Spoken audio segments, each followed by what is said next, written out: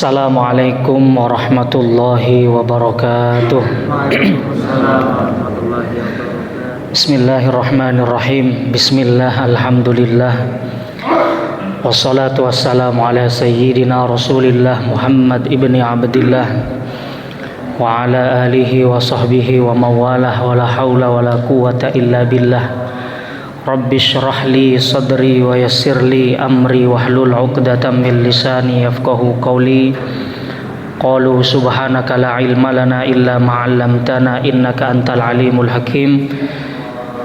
Amma ba'du, yang saya hormati segenap pengurus DKM Masjid Al-Ikhlas dan seluruh jajaran Dewan Pejabat dan Pegawai BSSN yang insya Allah senantiasa hidupnya dilimpahi keberkahan dari Allah Subhanahu wa Ta'ala. Bapak Ibu hadirin yang dimuliakan Allah Subhanahu wa Ta'ala, dalam kesempatan di siang hari ini yang mungkin tidak lama, hanya sekitar 20-30 menit, izinkan kami untuk mengajak Bapak Ibu hadirin semuanya untuk mengkaji satu aspek penting dari jejak perjalanan teladan kita Nabi Agung Nabi Muhammad Sallallahu Alaihi Wasallam yang terangkum di dalam kitab-kitab Sirah Nabawiyah. Bapak Ibu yang dimuliakan Allah, sekitar tahun 1971 ada seorang intelektual di Amerika bernama Michael Hart. Tentu dia non muslim, dia penganut Katolik. Dia menulis satu buku yang isinya adalah 100 orang yang paling berpengaruh di dalam sejarah peradaban dunia. Jadi dia melakukan penelitian, menelaah biografi 1000 tokoh sejarah, lalu dari 1000 itu dia menyeleksi menjadi 100. Yang 100 itulah yang dimasukkan ke dalam bukunya. Lalu dari 100 ini dikerucutkan lagi, dia memilih 10. Lalu dari 10 ini dia menelaah lagi kira-kira siapa yang layak untuk diletakkan di peringkat yang pertama. Maka yang menarik dari buku ini adalah Michael Hart yang bukan penganut Islam meletakkan tokoh pertama di dalam bukunya yang paling berpengaruh dalam sejarah peradaban dunia bernama Muhammad bin Abdillah Sallallahu Alaihi Wasallam. Isa Al-Masih alaihi salam yang ia sebut sebagai Yesus Kristus diletakkan di peringkat ketiga. Peringkat keduanya adalah Isaac Newton, penemu teori gravitasi. Michael Hart dikritik ketika buku itu terbit. Coba kamu teliti lagi, kenapa kamu meletakkan Isa alaihissalam di peringkat ketiga, sedangkan meletakkan nabinya orang Islam di peringkat pertama. Michael Hart meneliti lagi bukunya itu, beberapa urutan direvisi sama dia Bapak Ibu, tetapi urutan pertama nggak bisa direvisi. Dia tetap meletakkan tokoh yang paling berpengaruh adalah Sayyiduna Muhammad Sallallahu Alaihi Wasallam. Michael Hart mengatakan begini, saya belum pernah menemukan satupun tokoh sejarah di dunia ini yang keberhasilannya mencakup dua hal sekaligus, dalam hal spiritual sebagai tokoh agama dan di dalam kepemimpinan duniawi. Isa alaihissalam, kata dia, yang ia sebut sebagai Yesus, betul sukses sebagai tokoh spiritual Nasrani, tetapi dalam sejarahnya Nabi Isa alaihissalam tidak pernah menjadi pemimpin negara. Nabi Musa alaihissalam yang dia sebut Moses, kalau nggak salah peringkat ke-7, dia katakan Musa alaihissalam tidak pernah seumur hidupnya menjadi pemimpin, yang ada dia menjadi oposisi Fir'aun terus seumur hidupnya. Maka saya meletakkan Muhammad karena dia unik. Dia menjadi pemimpin agama yang sukses sekaligus pemimpin manajerial negara yang juga sukses. Bapak Ibu, berdasarkan hasil penelitian Michael Hart ini, kemudian banyak yang mencoba meneliti tentang gaya kepemimpinan leadership Nabi kita Muhammad Sallallahu Alaihi Wasallam. Maka sejumlah penelitian ditulis, ada di Eropa, Joel Hewitt menulis buku The Leadership of Muhammad. Di antara intelektual Arab ada namanya Dr. Tariq Saudan, ya, menulis buku Al-Qiyadah Al-Muhammadiyah, kepemimpinan Muhammad. Di Indonesia kita punya intelektual yang meneliti tema ini, bernama Profesor Muhammad Syafi'i Antonio. Dia menulis buku berjudul Nabi Muhammad The Super Leader, The Super Manager. Tentu kalau kita ingin membahas ini tidak cukup hanya 30 menit, tetapi saya ingin di dalam pertemuan yang singkat ini mengangkat apa yang ditulis oleh salah satu ulama Mesir di dalam kitab ini. Judul kitabnya Khawatir wa Ta'ammulat fis Siratin Nabawiyah, renungan-renungan reflektif dalam pembacaan sirah nabawiyah. Kata Syekh Mahmud Muhammad Imarah, kalau kita ingin memotret baginda Nabi Shallallahu Alaihi Wasallam dalam posisi beliau sebagai seorang pemimpin, maka ada satu aspek dalam kehidupan beliau yang nggak boleh kita lewatkan. Apa itu? Beliau menulis di dalam kitab ini dengan diksi yang singkat tapi padat. Beliau menulis min ra'yil ghanam ila qiyadatil umam, dari penggembala kambing menuju memimpin peradaban. Jadi kata Syekh Mahmud Muhammad Imarah, kalau kita ingin mengerti bagaimana gaya kepemimpinan Rasul Shallallahu Alaihi Wasallam, maka kita harus tahu watak yang dimiliki oleh penggembala kambing. Kenapa?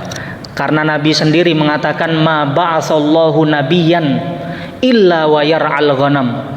Tidaklah Allah mengutus nabi di dunia ini kecuali pasti di dalam episode kehidupannya dia pernah menggembala kambing. Nabi Musa menggembala kambing, Nabi Daud menggembala kambing, Nabi Isa menggembala kambing.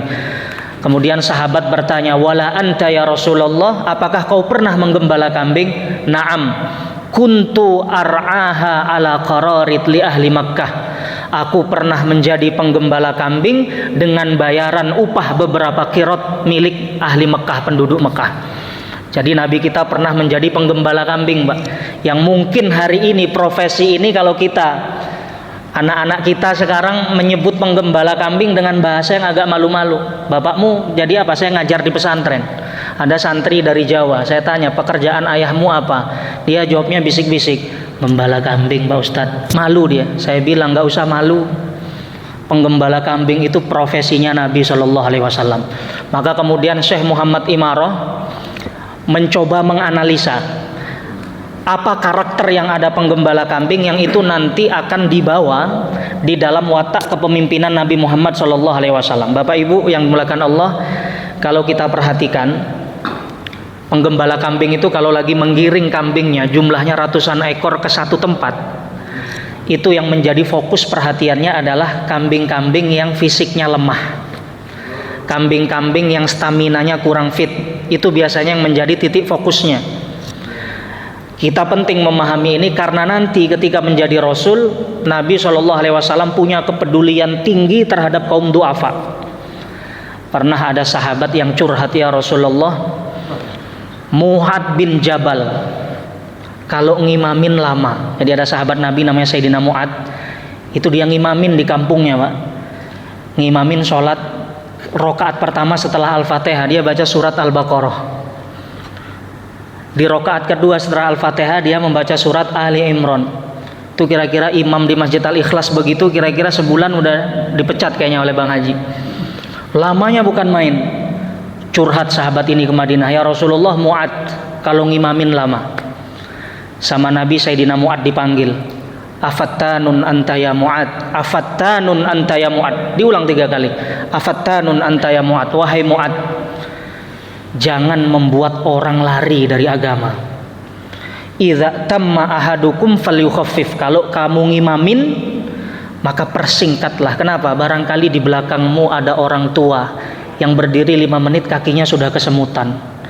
Barangkali di belakangmu ya ada orang-orang yang lagi sakit, ada pedagang yang sedang ditunggu pembelinya, gara-gara kelamaan sholatnya pembelinya sudah kabur. Itu yang pertama. Yang kedua, Bapak Ibu, kalau kita lihat penggembala kambing itu punya kepekaan dengan suara embeknya kambingnya. Di penggembala kambing itu, Pak, ketika dengar kambing yang embek, itu bisa bedain, oh ini embek karena lapar, oh ini embek karena sakit, oh ini embek karena kawin. Itu penggembala kambing yang sudah belasan tahun punya kepekaan sampai di situ. Kita yang nggak pernah menggembala, embek ya sudah sama aja semuanya. Tapi penggembala itu peka. Kira-kira embeknya sebabnya apa? Oh pingin kawin, dikasih betina biar dia kawin. Oh sakit, diobatin, dan seterusnya dan seterusnya. Maka nanti ketika menjadi Rasul, baginda Nabi SAW punya sensitivitas terhadap suara umatnya. Suatu ketika saat sholat, Bapak Ibu, sholat berjamaah, Nabi sudah memulai membaca surat, tiba-tiba surat itu tidak disempurnakan. Sholat itu dipercepat. Ketika selesai sholat, sahabat bertanya, ya Rasulullah, kenapa kau tidak memperpanjang sholatmu? Padahal tadi suratnya sudah agak lumayan tuh. Kata Nabi SAW, sami'tu buka as-sobi. Saat aku sholat, aku mendengar suara tangisan anak balita di saf belakang. Aku khawatir kalau aku memperlama sholatku, ibu dari balita itu yang sedang sholat jadi nggak khusyuk karena tangisan bayinya. Dalam kesempatan yang lain, Nabi SAW pernah sholat di sujud rakaat terakhir justru panjang, lama sujudnya Pak. Sampai-sampai sahabat yang berada di shaf pertama mengira Nabi sedang turun wahyu, jadi sedang mendapat wahyu, Jibril turun saat beliau sujud. Lama sekali. Setelah sholat ditanya, ya Rasulullah, kenapa agak lama sujud akhirnya? Kata Nabi SAW, innal Hasan wal Husain irtahalani. Tadi saat aku sujud, cucuku Hasan dan Husain main kuda-kudaan di leherku. Aku takut kalau aku ngangkat terlalu cepat, aku memotong kebahagiaan mereka. Ini Nabi kita Muhammad SAW.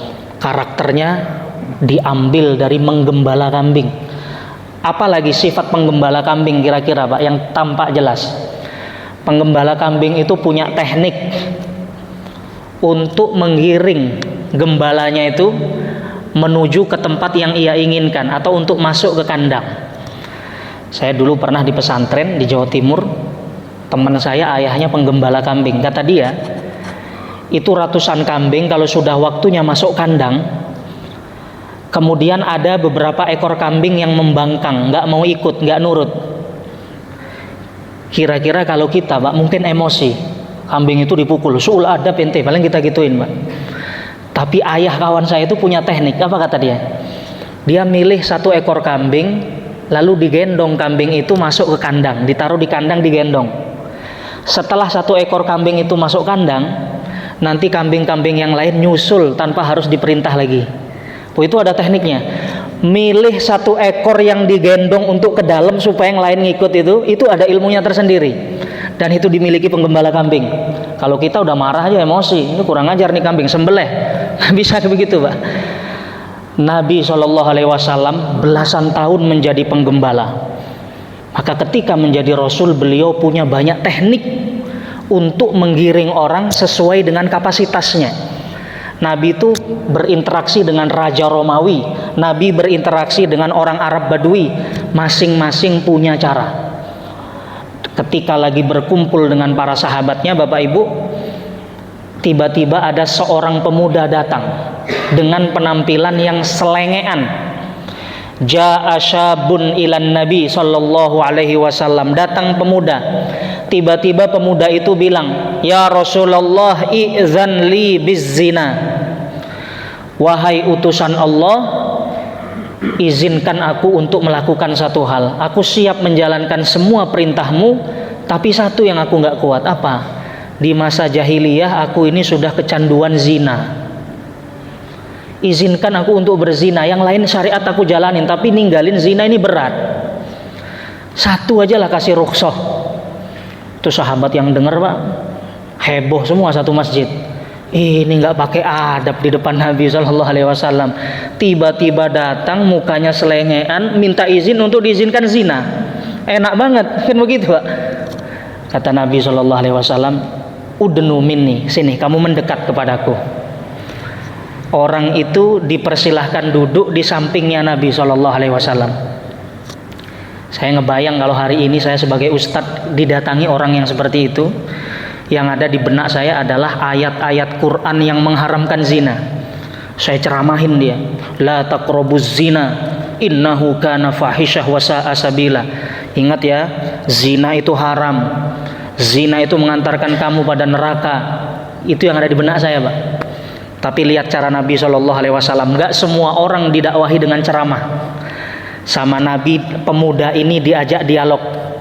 Di dalam Sahih Muslim dijelaskan, Nabi menanyakannya beberapa pertanyaan. Alaka ummun, kamu punya ibu di rumah? Punya ya Rasulullah. Kira-kira kalau ibumu dizinahi sama orang lain, kamu rela enggak? Enggak rela ya Rasulullah. Alaka ukhtun, kamu punya saudari perempuan? Punya. Kira-kira kalau saudari perempuanmu dizinahi sama orang lain, kamu rela enggak? Enggak rela ya Rasulullah. Alaka bintun, kau punya anak perempuan?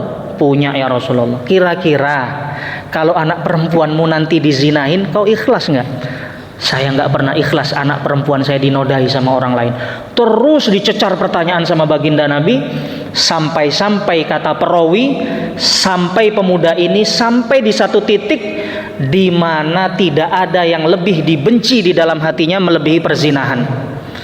Jadi dialog lama sampai dia mengatakan, aku paling membenci zina di dunia ini.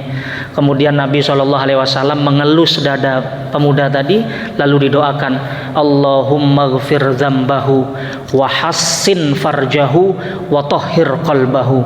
Ya Allah, ampuni dosanya, bersihkan hatinya, dan bentengi kemaluannya. Itu dari mana, Pak, karakter seperti itu? Dari baginda Nabi menggembala kambing, yang dalam istilah Syekh Mahmud Imarah, min ra'yil ghanam ila qiyadatil umam, dari sang penggembala kambing menuju pemimpin peradaban. Bapak Ibu yang dimuliakan Allah, dalam kesempatan yang singkat ini ada satu peristiwa di dalam sirah yang kalau dijadikan objek oleh para peneliti, saya yakin akan bisa menghasilkan kitab berjilid-jilid tentang bagaimana cara Nabi di dalam menerapkan kepemimpinan. Saya ingin mengangkat satu peristiwa di dalam sirah, yaitu perang Badar, Pak. Bapak Ibu yang dimuliakan Allah, kita selama ini sering mendengar perang Badar ya. Kita sering mendengar perang Badar. Saya ingin tanya, yang terbersit di benak kita ketika mendengar perang Badar adalah kebanyakan di buku-buku sejarah kebudayaan Islam yang dijadikan materi anak-anak kita di sekolah itu. Saya pernah beberapa melihat, kebanyakan yang dijadikan titik tekan adalah umat Islam menang di perang Badar karena Allah Ta'ala menurunkan pertolongan yang berupa malaikat. Jadi pasukan muslimin ditolong malaikat, sekitar 1000 malaikat. Karena ditolong malaikat, menang. Kita sebagai orang yang beriman meyakini mukjizat itu ada. Tetapi kalau kita berhenti pada tema mukjizat, kita nggak belajar apa-apa dari apa yang Nabi ajarkan di perang Badar. Bapak Ibu, ada salah satu intelektual dari Irak, namanya Mayor Jenderal Mahmud Syed Al-Khattab. Dia ini pensiunan tentara, ikut perang Teluk di Irak. Setelah pensiun, dia meneliti sirah nabawiyah, lalu menulis perang-perang yang dilaksanakan baginda Nabi melalui sudut pandang ilmu militer, dan hasilnya dahsyat. Kesimpulan Mahmud Syed Al-Khattab, kemenangan perang Badar kuncinya adalah kepiawaian baginda Nabi di dalam menerapkan prinsip-prinsip leadership dan manajerial yang begitu ketat, sehingga Nabi SAW bisa memenangkan pertempuran. Apa misalnya? Mahmud Syed Al-Khattab merinci perang Badar itu di 3 fase: sebelum perang, saat perang, dan pasca perang. Bapak Ibu yang dimuliakan Allah, ketika sudah muncul berita bahwa kafilah dagang Abu Sufyan datang dari Syam menuju ke Mekah melewati Badar. Badar itu jalur Madinah. Jadi kalau dari Syam berdagang ingin pulang ke Mekah, itu pasti lewat Badar, dan Badar itu masih radius sekitar Madinah. Maka Nabi SAW memutuskan untuk berangkat. Jumlah pasukan muslimin 314 orang, Pak. Sedangkan unta yang tersedia hanya 70 ekor. Bapak bisa bayangkan, 313 orang, untanya 70. Apa yang terjadi? Satu unta giliran 3 orang. Jadi satu unta giliran. Kalau satu naik, yang 2 jalan kaki. Nanti sudah capek turun, yang tadi jalan naik, terus begitu. Nabi SAW tidak ingin dikecualikan. Nabi juga masuk di unta yang pakai antrian. Jadi Nabi berjalan dari Madinah ke Badar sejauh 150 km. Itu kelompoknya bersama Sayyidina Ali bin Abi Thalib dan Abu Lubabah, bertiga. Ketika Rasulullah sudah naik di atas unta, Sayyidina Ali dan Abu Lubabah sepakat berbisik-bisik, nanti giliran Nabi turun, kita sepakat biarkan Nabi yang ada di unta ini sampai ke medan Badar, cukup kita berjalan kaki saja. Kemudian Sayyidina Ali mengatakan, ya Rasulullah, biarlah kita berdua yang berjalan, sedangkan engkau berada di unta ini sampai kita sampai di tujuan. Bapak Ibu, apa yang dikatakan Nabi SAW? Beliau menolak tawaran itu, lalu turun dari untanya. Beliau mengatakan, ma antuma bi aqwa 'alal masyi minni. Wahai Ali, jangan kira kamu doang yang kuat jalan, aku pun masih kuat jalan. Jangan kira dengan berjalan kaki kamu doang yang ingin dapat pahala, aku pun masih membutuhkan pahala dari Allah Subhanahu wa Ta'ala. Baginda Nabi nggak mau dikasih privilege terus naik sampai di Badar, tapi ikut bergantian. Itu yang pertama, nilai egaliter. Bapak Ibu yang dimuliakan Allah Subhanahu wa Ta'ala, singkat, ketika perang sudah diputuskan, Nabi mengatur strategi tidak berdasarkan asumsi, tapi menggunakan data. Nabi melacak berapa kekuatan musuh, lalu melacak kira-kira kapan musuh itu sampai di Badar. Apa yang dilakukan baginda Nabi SAW? Mengutus intelijen. Pertama, Sayyidina Ali bin Abi Thalib diutus untuk menculik 2 pemuda Quraisy untuk diinterogasi. Sayyidina Ali berhasil membawa 2 pemuda, dibawa ke baginda Nabi. Ya Rasulullah, saya sudah berhasil menculik mereka, coba interogasi. Nabi sendiri yang menginterogasi, Pak. Lihat cara Nabi menginterogasi, ingin mendapatkan kekuatan musuh itu berapa sih? Nabi nggak tanya berapa pasukan yang berangkat. Wah, itu terlalu vulgar pertanyaannya. Kata Nabi SAW, coba kamu ngitung nggak setiap hari orang Quraisy yang berangkat ke Badar itu untuk makan mereka nyembelih berapa unta? Lalu kata pemuda tadi, sekitar 9 sampai 10 ekor unta. Kata Nabi, sana pergi kamu. Sahabat yang lain bilang, dari mana dapat kekuatannya? Nabi punya kecerdasan, Pak. Fatonah. Ketika mengetahui bahwa unta yang disembelih 9 sampai 10 setiap hari, Nabi langsung menghitung, berarti jumlah pasukan yang berangkat ke sini kisaran 900 sampai 1000 pasukan. Kenapa? Karena satu unta itu bisa dimakan 100 porsi. Jadi Nabi sudah mengantongi, data sudah dapat, jumlah mereka 900 sampai 1000. Sekarang kita harus tahu posisi mereka sudah di mana. Nabi mengutus 2 sahabatnya. Diutus kemana? Untuk nongkrong di dekat pasar Badar. Kalau hari ini mungkin disuruh jadi tukang bakso, tapi belakangnya megang HT, kurang lebih begitu, Pak. Jadi intel. Jadi 2 sahabat Nabi ini tugasnya dengerin percakapan masyarakat di sekitar Badar apa? Supaya info-info penting bisa ketahuan. Ternyata benar. Ada 2 emak-emak, Pak, di Badar yang lagi berkelahi, ya. Tahu nggak berkelahinya tentang apa? Jadi emak-emak dari dulu sampai sekarang berkelahinya tentang itu-itu aja. Tentang apa, Pak? Tentang hutang piutang. Jadi yang satu punya hutang belum dilunasin, yang satu nagih. Mbak Yu, kamu hutang sama saya nggak pernah nyaur. Di WA centang 1, waktunya minjem aja melas-melas, waktunya ngelunasin lari mulu, kata dia. Kata ibu-ibu yang satunya, mohon maaf saya belum ada uang. Tapi tunggu ya, 2 hari lagi ada orang Quraisy yang akan sampai ke medan Badar. Saya akan kerja dengan mereka, menjual jasa. Nanti upah itu akan aku gunakan untuk melunasi hutang. Sahabat Nabi duduk-duduk tapi telinganya dipasang, Pak. Oh, 2 hari lagi besok lusa tentara Quraisy akan sampai di Badar, selesai balik dia menuju kepada Nabi SAW. Ya Rasul, sudah dapat datanya, kapan dia datang? Orang-orang Mekah akan sampai di medan Badar 2 hari lagi. Perhatikan Pak, Nabi mengajarkan kita ini, kalau punya tujuan, punya sesuatu, ingin ngambil keputusan, usahakan berdasarkan data, bukan berdasarkan asumsi. Mau bisnis, mau apapun, kita harus pakai data, jangan pakai asumsi. Saya pernah ketemu sama pedagang kaki lima Pak. Dia kalau keluar dari pintu rumahnya mau jualan, itu kadang belok kanan, kadang belok kiri. Kadang belok kanan, kadang belok kiri. Saya tanya, kenapa kadang belok kanan, kadang belok kiri? Tergantung Pak Ustadz. Kalau malam-malam saya tidur, bangun, kemudian saya lihat istri saya miringnya kemana, maka saya ngikutin arah itu. Dia miring ke kiri, saya ikut jalan ke kiri. Kalau miringnya ke kanan, saya jalannya ke kanan, karena pintu rezekinya di situ. Lah kalau istrinya terlentang bagaimana? Kan gitu Pak, agak repot. Artinya Nabi mengajarkan kita mengambil keputusan berdasarkan data. Nah, ini beberapa hal sekelumit yang bisa kita tangkap di dalam peristiwa Perang Badar tentang prinsip kepemimpinan. Tapi saya kira waktu sudah terbatas Bang Haji, ya. Jadi episode Badar ini panjang. Apa yang terjadi setelah itu, bagaimana Nabi merumuskan strategi setelah mengetahui kekuatan musuh. Saya tawarkan, saya kira berapa menit lagi waktunya? Selesai Pak ya?